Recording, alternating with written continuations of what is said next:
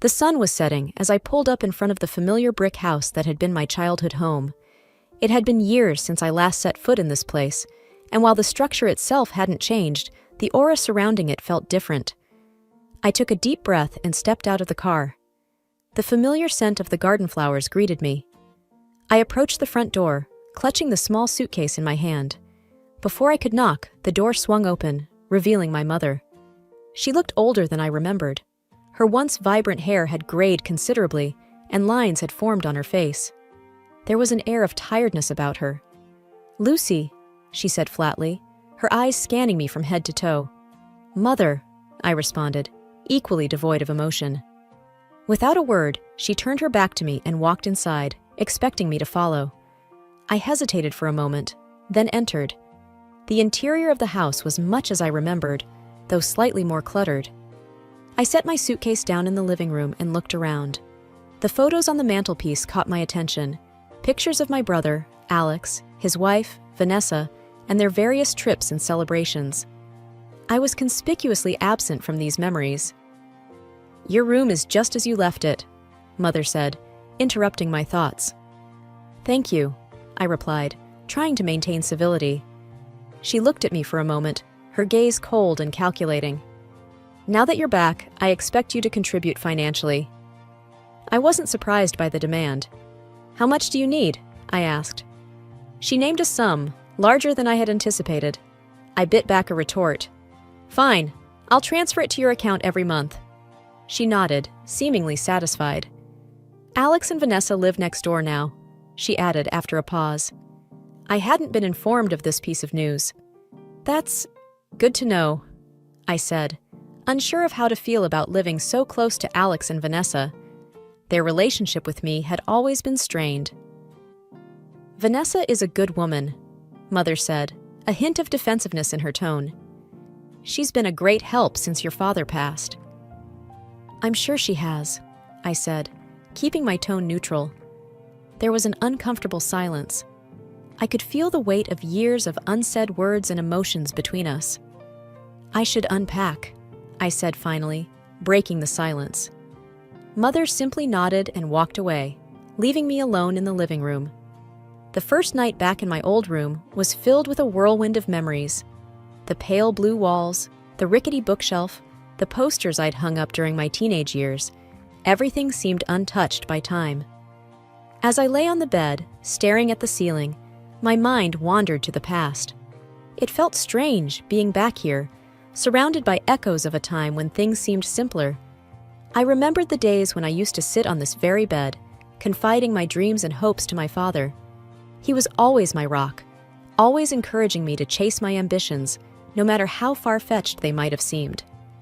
I recalled a particular evening when I was around 15. I was feeling dejected, upset over a comment my mother had made about my appearance. I remembered coming to my room, tears streaming down my face, when my father walked in. "Lucy," he had said, sitting down next to me. "Why the tears?" "It's Mom," I'd sniffled. "She said I look like her when she was my age, but she's just being kind. I saw her photos, Dad. She was beautiful." He'd looked at me, his eyes full of compassion. "Your mother was, and still is, a striking woman. But beauty is more than just looks, Lucy. It's the kindness you show, the love you give, and the way you treat others. And in those aspects, you shine brighter than anyone I know." I'd smiled weakly, taking comfort in his words. "Thanks, Dad." He had hugged me tightly, whispering, "Always remember, you're capable of great things." Shaking off the memory, I decided to go downstairs and make some tea. The house was silent, with only the faint ticking of the wall clock. As I passed the living room, I noticed a bunch of old family albums stacked on the coffee table. Curiosity got the better of me, and I began flipping through them. There were many photos of my mother in her youth, looking radiant and confident. Photos of family trips, holidays, and gatherings. My brother, Alex, prominently featured in most of them, always the center of attention with his charming smile and good looks. It was evident he was the apple of my mother's eye. As I continued to turn the pages, I stumbled upon a photo of Alex and me during one of our rare moments of camaraderie, probably taken during a family vacation. I smiled, remembering the day when we built sandcastles together, competing to see whose would last the longest against the tide. Lost in thought, I was startled when I heard a voice behind me. Going down memory lane?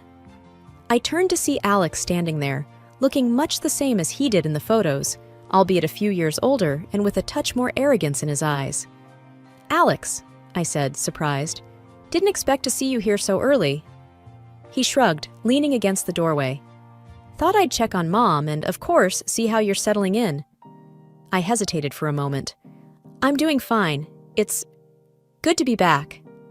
Alex smirked. "I'm sure it is, especially with Mom's finances coming to your rescue." I frowned, not appreciating the insinuation. "I'm here because I want to be close to family, not for any other reason." He raised an eyebrow. "Sure. Anyway, just wanted to remind you not to forget about the money you promised Mom." I sighed. "I won't forget." Alex nodded, his gaze lingering on the family albums. "Good. Just remember who's really taking care of things around here." With that, he turned and left, leaving me feeling a mix of annoyance and sadness. Time seemed to go by slowly in that house. The days blurred into one another, with the routine being much the same. Every morning, I'd wake up, make breakfast for Mom and myself, and then work from home. I had hoped the atmosphere would improve, but it only seemed to grow tenser. One evening, after a particularly grueling day of work, I decided to treat the family to a home-cooked meal.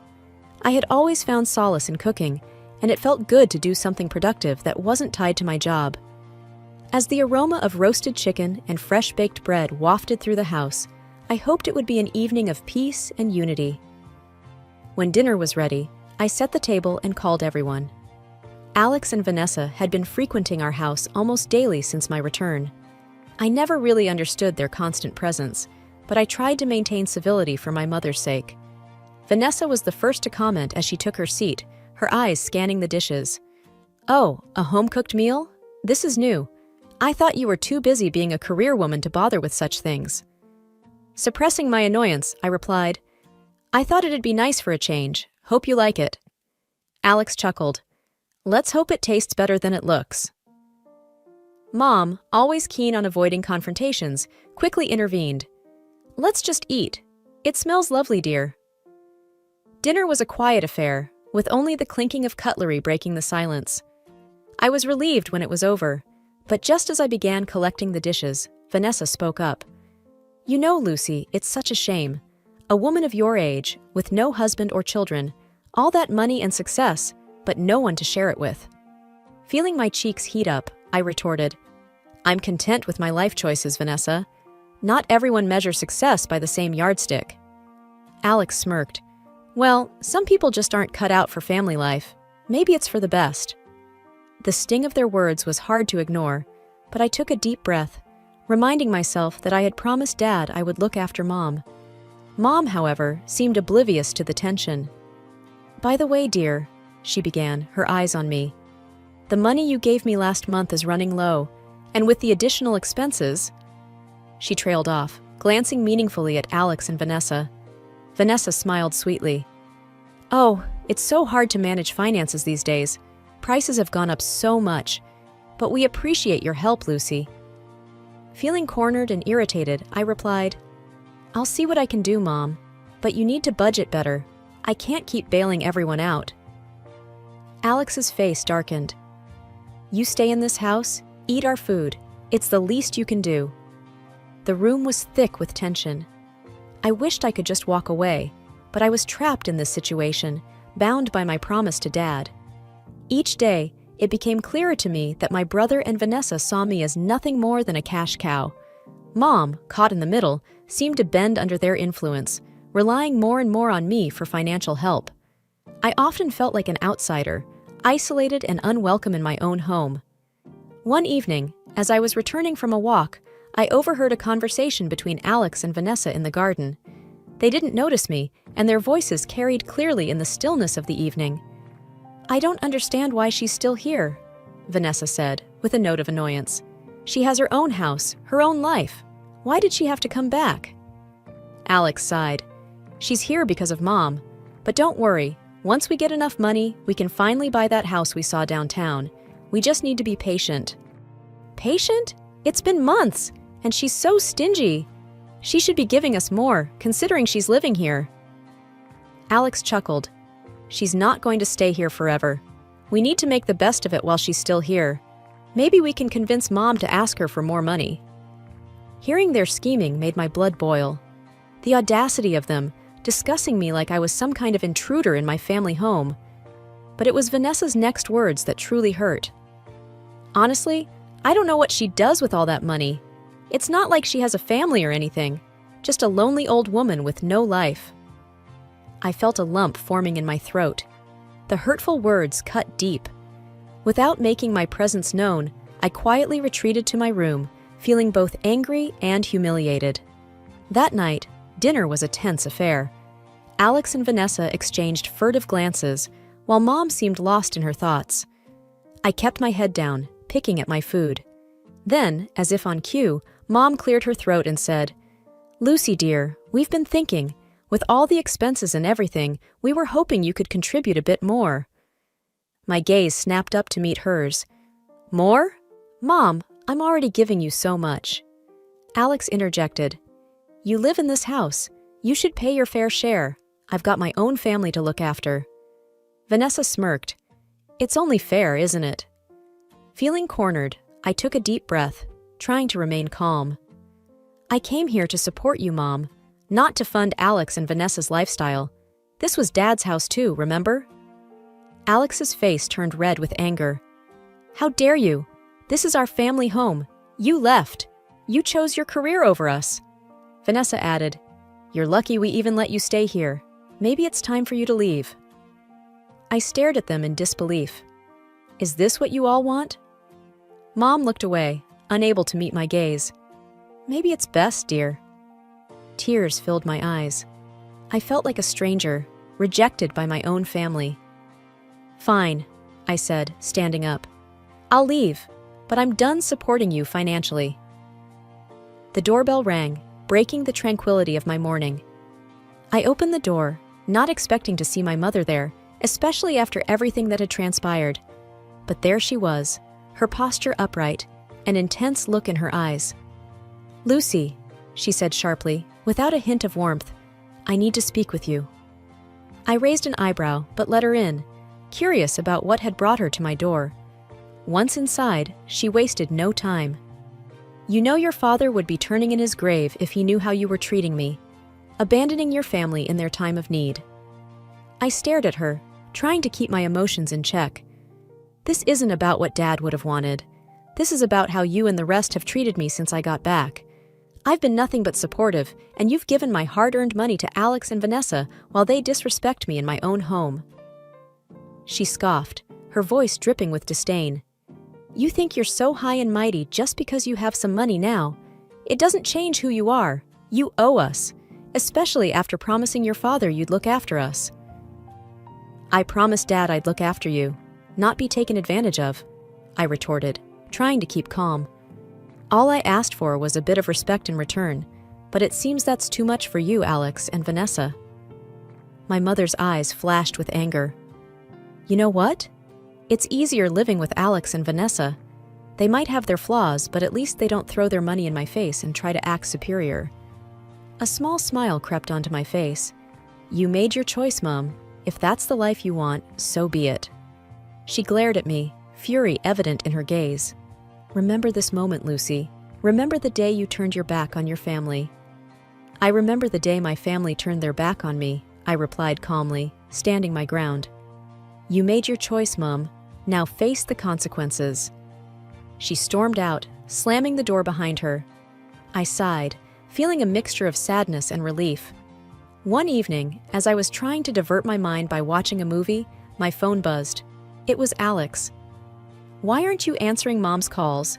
Do you even care anymore?" The text read. I paused for a moment before responding. "Alex, I've always cared, but there are limits to what one can tolerate." He replied instantly, "You're overreacting. Just because of a few comments? Grow up, Lucy." "It's not just a few comments, Alex. It's years of feeling unappreciated, disrespected, and used. I've decided to distance myself for my own sanity." There was a brief pause before he responded. "So you're abandoning us. Nice." "No," I typed. "I'm not abandoning anyone, but I'm setting boundaries. I won't be an ATM or a punching bag anymore." Another buzz. It was Vanessa. "Lucy, we're family. We should stick together. Don't let your pride ruin everything." It was clear that they were talking to each other, probably sitting together, discussing how best to handle the Lucy situation. I sighed. "Vanessa, it's not about pride. It's about self-respect." I also called my bank the next day, ensuring that there were no joint accounts or any financial ties with my family. It was tough, but it felt necessary. A week later, I met up with an old friend, Carla, who I hadn't seen in years. As we caught up over coffee, I poured out everything, from my father's death to the recent confrontations. Carla listened patiently, occasionally nodding or frowning. When I finished, she took a deep breath. "Lucy, you did the right thing. Family is important, but it's not a license to be mistreated." I nodded, sipping my coffee. "It's just hard, you know. I keep thinking about the good times, the moments when we were close." Carla placed her hand over mine. "It's okay to mourn the relationship you wish you had, but you've got to protect yourself too." Several months had passed since the incident with my mother. Life had resumed its regular pace, but with a notable calmness. The lack of drama felt refreshing, almost rejuvenating. My phone buzzed less frequently, and when it did, it was often messages from friends or work emails, nothing stress-inducing. One afternoon, after wrapping up a long meeting, I decided to head to my favorite coffee shop. As I stood in line, I noticed a familiar face seated in the corner. It was Vanessa, and she looked a shadow of her former self, hunched over and absorbed in thought. Beside her, Alex seemed deep in conversation on the phone, his face strained. Feeling a pang of curiosity, I quietly ordered my drink and took a seat nearby, ensuring I was out of their immediate sight. I couldn't help but overhear snippets of Alex's conversation. "I know, but the loan was rejected. We tried everything." Alex's voice was desperate. I felt a jolt of surprise. Financial troubles? I sipped my coffee, not wanting to eavesdrop, but it was hard to tune out their obvious distress. After Alex hung up, Vanessa said, "What are we going to do now? We have so many bills, and without your job—" "We'll figure something out," Alex interrupted, rubbing his temples. I sat there for a while, taking in the scene. There was a twisted sense of satisfaction in seeing them struggle. Was it karma? I had always been their safety net, and now they were facing the realities of life without one. Just as I was about to leave, Vanessa's eyes met mine. I braced myself for a confrontation, but all she did was offer a weak smile. "Lucy." "Vanessa," I replied, nodding. "I didn't expect to see you here," she murmured. "Likewise," I responded. There was an awkward pause. I could tell she wanted to say something, but the words seemed to evade her.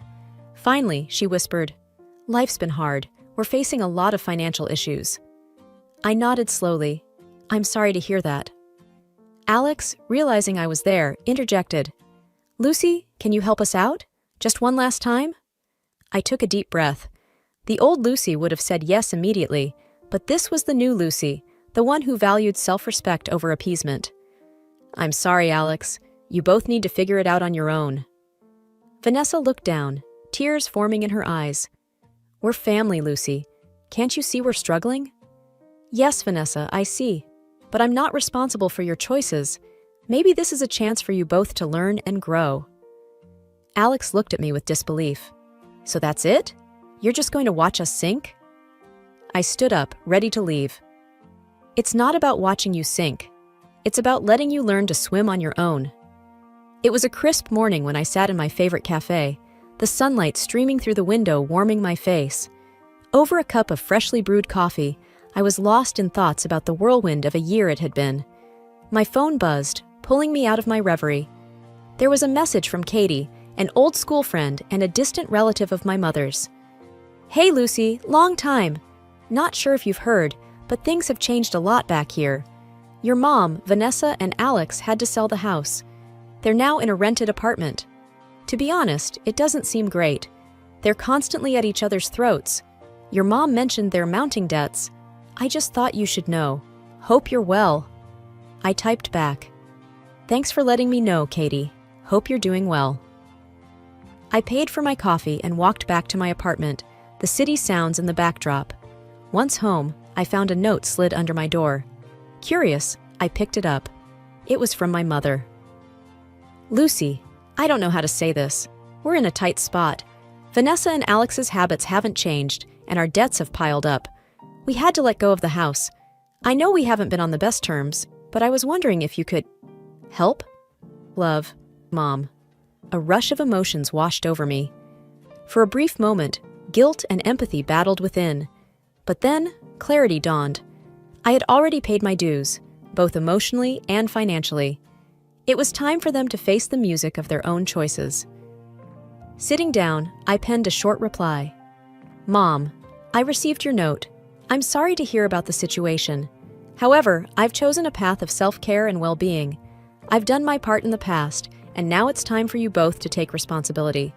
I won't be able to assist financially or otherwise. Please understand. Take care, Lucy.